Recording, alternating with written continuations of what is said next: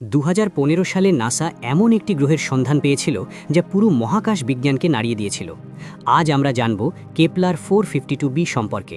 এটি এমন একটি গ্রহ যাকে পৃথিবীর যমজ বা আর্থ 2.0 বলা হয়।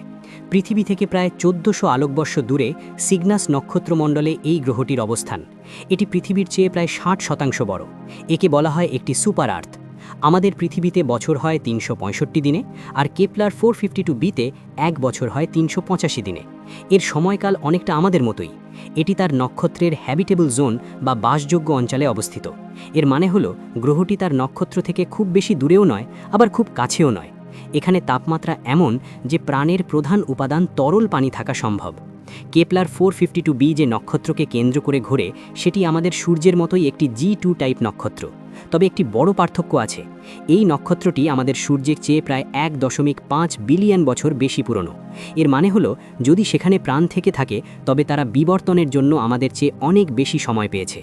কেপলার 452b আমাদের আশা দেয় যে এই বিশাল মহাবিশ্বে পৃথিবীর মতো আরও অনেক আবাসস্থল হয়তো আমাদের অপেক্ষায় আছে।